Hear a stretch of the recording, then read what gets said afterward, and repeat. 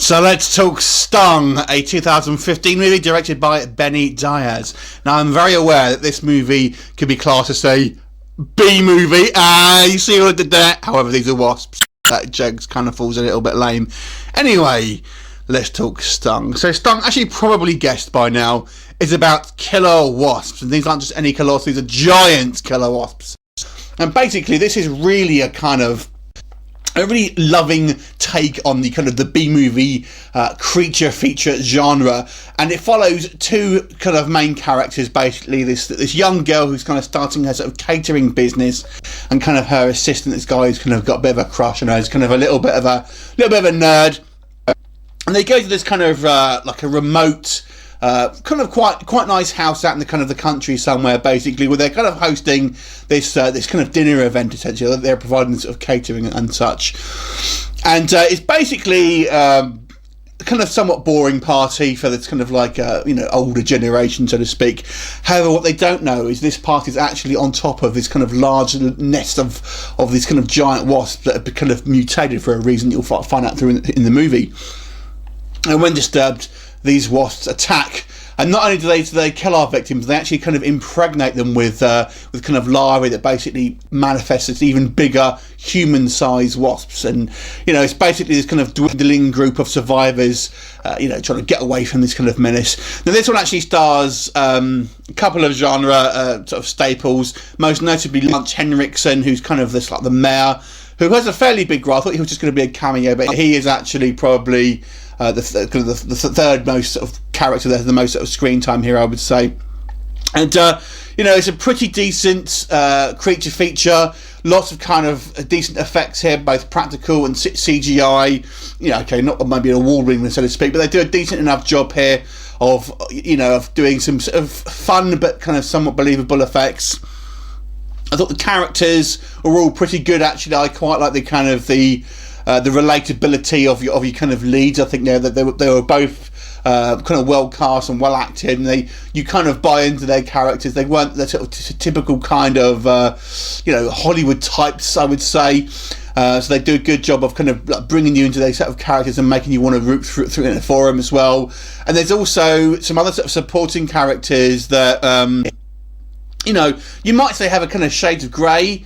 There's a kind of a somewhat villainous human, but he's not really villainous, and he has got a kind of I would say some redeemable features, as with Lars Henriksen's character as well. Initially you kind of don't know what to sort of take from him. He might be kind of seemingly a bit of a douche, but he's again he's a somewhat sort of grey character in the fact that he's obviously multi-layered and everything, so I quite like that.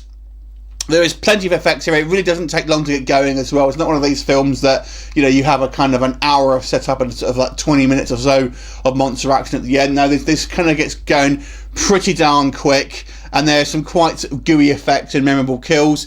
Do I have some problem with this? A couple of minor ones. I guess the only real thing I'll say about this is that it doesn't really offer anything new in regards to story. It really is a kind of pretty generic in regards to its plot and kind of what sort of happens. You can pretty much see it coming. There's no real surprises here, as I say, maybe apart from a few, like just the way the characters are written, but in the actual regards to plot, it's nothing new. You've kind of seen it a million times before.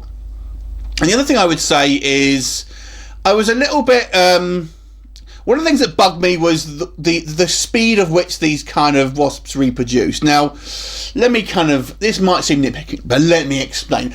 Basically, what happens is when you get these kind of wasps sting you, they basically reproduce like this, and you have like a sort of a 6-inch wasp or something will sting you, and then in the matter of sometimes 30 seconds, less than a minute, you have this giant wasp sort of bursting out kind of alien style out of your chest and out of your whole body basically.